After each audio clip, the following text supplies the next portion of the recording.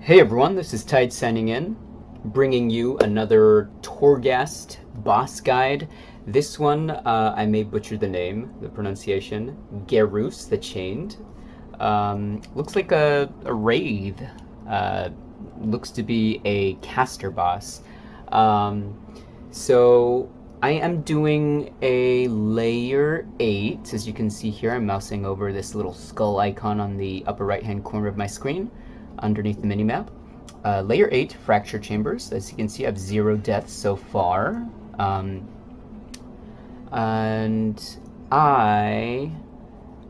this is my main character. Let me show you my current item level. There it is, 205. I don't have the legendary crafted yet. That's why I'm doing torghast. I've been slacking on my torghast runs. And here are the talents I'm running. So go ahead and feel free to pause the screen if you'd like to see what I'm running for my torghast runs. All right, now before I show you my anima powers, because I know not everyone here is a monk, I want to tell you that the main abilities you want to watch out for. This is my first time ever encountering this boss, so as always, whenever it's my first time with a boss, I will look them up on Wowhead, and I will scroll through the comments. One thing I started doing recently is I'll make sure to look at the date of the posted comments, because one time, this has only happened once before, I looked up Patrician Cromwell, one of the bosses that I've encountered for the first time, and he was my first ever death in Torghast and my first wipe in Torghast, meaning all 5 of my deaths were to that boss, as in the entire 5 floors were smooth, and then I got to the 6th floor and I just wiped to Patrician Cromwell. He hurt so much. It's such a pain. I'm so ashamed to say that, but that's the first time I've ever wiped in Torghast, and it was layer 8. I only ever do layer 8s, and I partly blame Wowhead because I looked up the comments. Well, not Wowhead, but the highest upvoted comments, and from now on, I will make sure that the comments are up to date, like the at least year 2021 and not 2020, because the abilities that they were saying there were not even ones that I encountered. So I was just so appalled. And but in my first pull, I did get him to 13% HP though, so that's pretty close. Anyway, that's my spiel. So I'm gonna show you. I'm gonna tab out. I'm gonna show you the main abilities to look out for according to Wowhead for Gherus the Chained. So in the comments section, this one was a big one. People were saying I'm seeing a lot of mixed reactions. Like people are saying, oh, you should interrupt Deafening Howl, and oh, you've got to interrupt Incorporeal. But the majority of the comments were saying, save your interrupts for Deafening Howl. So basically, Deafening Howl will hurt you for a lot, as you can see there. And then Incorporeal makes the boss take 99% damage for a short time, which just sounds annoying. And then the other main one, I'd say the top third ability is Unnatural Power.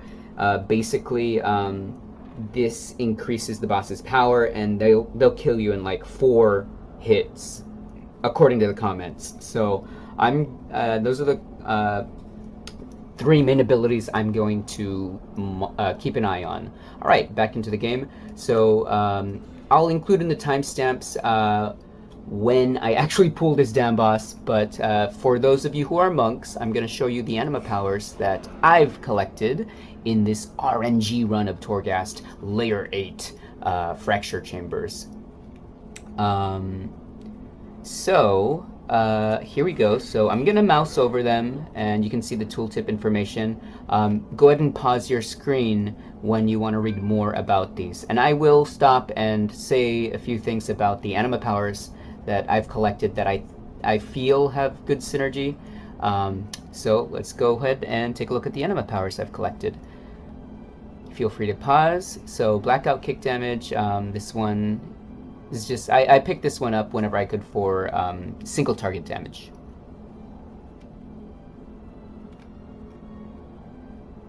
I always love me my 36 pressure point technique. One of my dream runs was when I got it. It only happened in one run. I got it so that it was 0 second cooldown, so instantaneous. Oh, it was amazing. I think I had like 5 or 6 of them stacked. It was a really nice run. Very enjoyable. This one's a survivability one. This has... not this one, sorry. Oh, okay, Ever Tumbling Stone, this one, I will show you which one this synergizes with later. I'm just gonna, let's see, where is it? Oh yeah, this one. Okay, so, I'm gonna mouse over them all first, and you can pause, and then I'll tell you which ones I feel have really good synergy. Love this one, though. It's a rare one. I love this one. I love this one as well.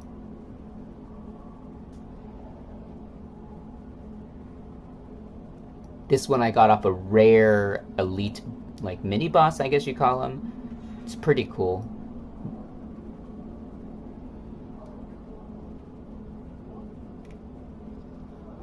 This is one of the ones that will have synergy. I'll show you later.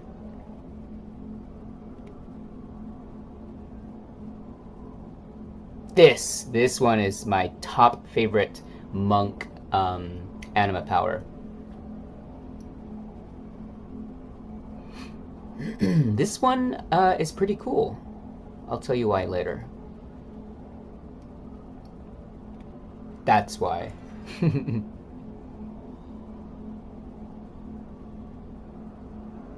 Alright, so I'm going to show you the anima powers that I feel have good synergy. I'm going to start off with these two at the bottom. So in the order that I got them in this run, I got this one first, Watchful Lightfly. It says a Watchful Lightfly defends you, dealing nearly 2k holy damage to enemies that strike you in melee.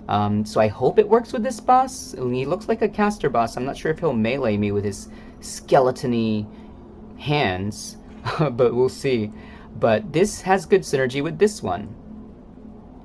Dealing holy damage is a chance to overwhelm the target with gloriousness, stunning them for 5 seconds. Can you imagine how awesome that would be if I could stun this guy? That would be some free interrupts, and that'd be some nice, like a nice break time for me to kind of be free from the boss and let him drop his stacks of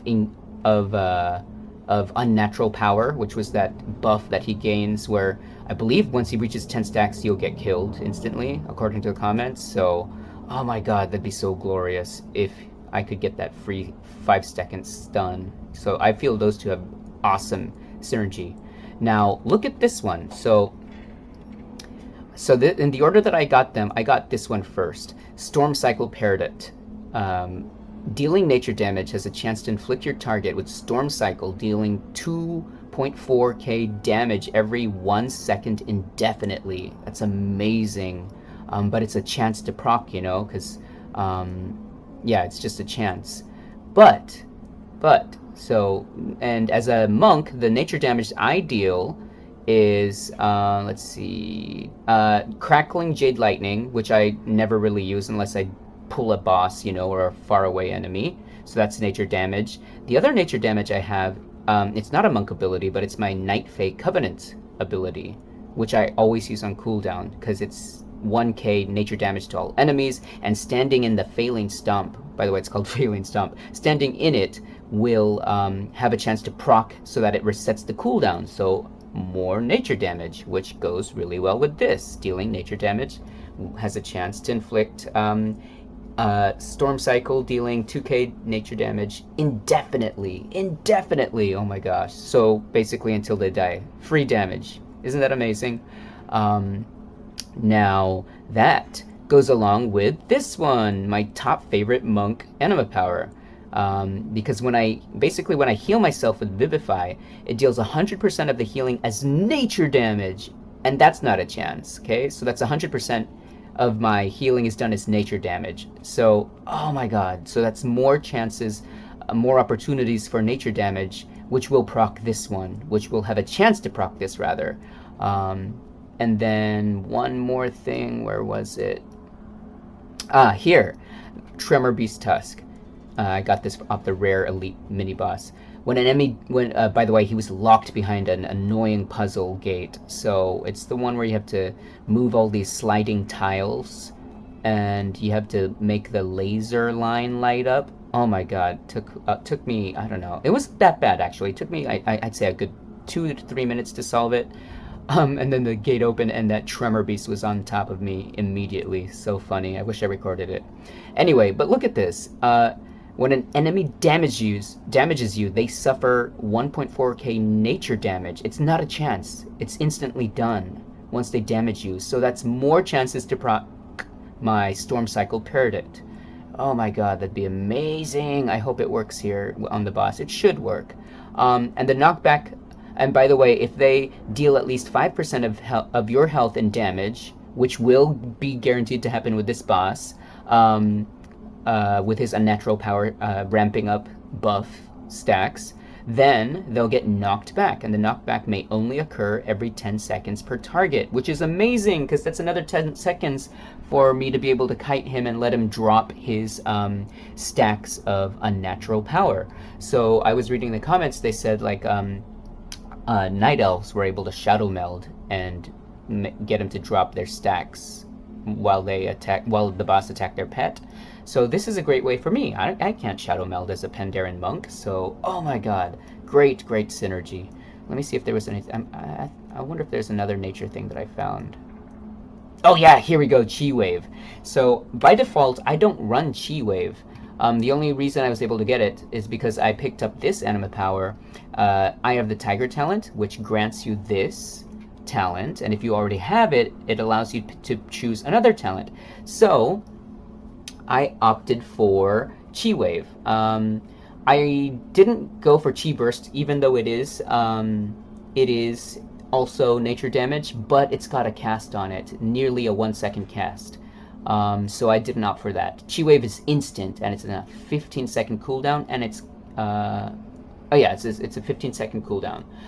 And also, on top of that Chi Wave that I got for free because of an anima power, there's yet even more synergy with, let me see here, trying to find it. Oh yeah, Flowing Chi Rolls. It's just an uncommon anima power, but look at this. Chi Wave is cast on all enemies you roll through. So I have Roll, it's max 2 charges, so every time I cast Roll through an enemy, I'll get Chi Wave cast on them for free on top of this free Chi Wave that I have. So that would be 3 Chi Waves that I could use potentially. And actually the way Chi Wave works is a wave of Chi energy flows through friends and foes, dealing 355 nature damage or 870 healing. It bounces up to 7 times to targets within 25 yards. So that thing's going to be bouncing back and forth between myself and the boss, because we're the only ones in range. So that's amazing. Oh my god. So that's 3 Chi Waves that I could have if I'm really good at using it on cooldown. In fact, I could have had 4 Chi Waves, because there was another anima power that I ended up declining, which would have given me a free charge of Chi Wave, so bring up the charge to 3 charges instead of 2. But, you know, 3 Chi Waves for free, I'll take it, man. Alright, so that's my spiel. It's really interesting. So I have really 2 good paths of good synergy. One with nature damage up that could have a chance to proc even more nature damage that lasts indefinitely until the boss dies, and that's all free damage. So that's got me really excited. And the other good synergy is just the really tiny synergy of the Watchful Lightfly. That's kind of cute. I wish they actually gave you a Watchful Lightfly that follows you around. It reminds me of Navi the fairy. I think that's what they're called.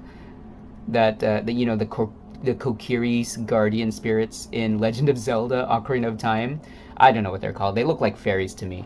But I wish they'd have that little light fly following you around. So yeah, I have really 2 nice good synergy stuff in the form of nature damage and a light fly guardian. which could potentially give me a 5-second stun. Oh my god. Alright, so we're about to find out. So we're going to go ahead and we're going to go ahead and eat. Oh, I only have, oh, here we go. Oh, smothered. Dealing 616 damage to enemies in front of you. No, I'll just use my raid feast, the cheapo raid feast. I'm gonna, oh no, do I not have my, I don't have my augment runes on my main. I sent them to my alt for our raid night the other night. Oh man. Well, I'm gonna use my heavy desolate armor kit. I'm gonna use a flask of power. I've got my pots. I've got my shadow core oil. Alright, looks like we are good to go. Make sure my Opie add-in is working. Okay, let me make sure I have my trinket on. Oh yeah, these are my defensive trinkets. Okay. Alright, here we go. I'm quite nervous. Actually, I even have this one. Where is that? Here. Fleeting Frenzy Potion. Increases all damage done by 30%, lasts as long as you remain in combat. 5-minute cooldown. So I still have 5 deaths allowed. I've not died yet. I'm gonna save it for my next pool on this boss, just in case I die the first time. So we're gonna hold on to that. All right, here we go. Wish me luck, guys. So I'm gonna send my ox out at him for increased damage. We're gonna start off with a pot as well. Here we go, guys. Wish me luck. I'm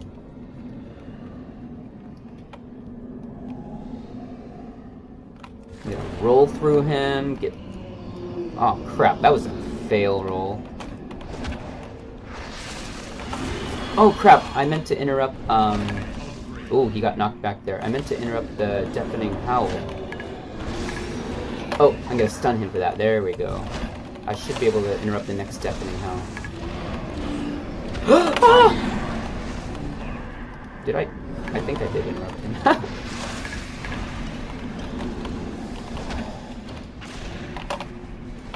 I keep forgetting to roll through him. Okay, there we go. Okay, now he's on me. He's focused on me now. Interrupted that. Oh, I forgot the pot. We're gonna put my thing down there. Okay. I'm gonna heal myself. Oh, he got knocked back. That's so funny. Okay, we're gonna roll to him. Interrupt that. I keep forgetting to use my chi wave on cooldown. Oh my god. Oh my god, he's so easy. Use my roll on cooldown for free chi waves. Whoops, I interrupted incorporeal instead of the howl.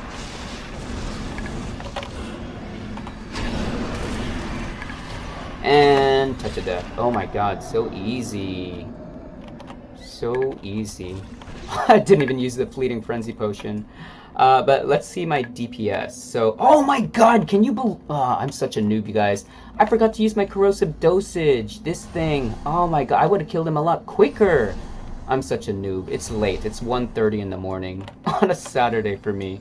Do forgive me. Oh my god, can you believe that? I could have killed him with my corrosive dosage. See right here, if you look at my short buffs, corrosive dosage dealing 5126 nature damage to nearby enemies every 1 second. Ah, I'm such a noob. Oh well. At least you can see how easy he is on a layer 8 fractured chambers. Let's see what I got. Oh wait, let's look at my DPS. So Storm Psycho Peridot was at the top, followed by Blackout Kick, Touch of Death. Oh, look, our little Watchful Light Flies DPS showed up as well. Man, I'm so mad at myself. I didn't do the corrosive dosage, and that's my favorite one. I'm such a ditz, guys. I've been doing torghast on my 2 other alts, so my mind's a bit mixed up. There's the soul ash I wanted. Alright, guys. So again, main thing to remember Save your interrupts for Deafening Howl. I kind of screwed up that one like twice. When he does Incorporeal, he's immune to damage by 99%. So just use that time to try and let him drop his stacks of unnatural power. Stun him, interrupt him when you can for Deafening Howl. And that's it. So thank you so much for chiming into my channel, and hope to see you in the next one. This is Tides, signing off.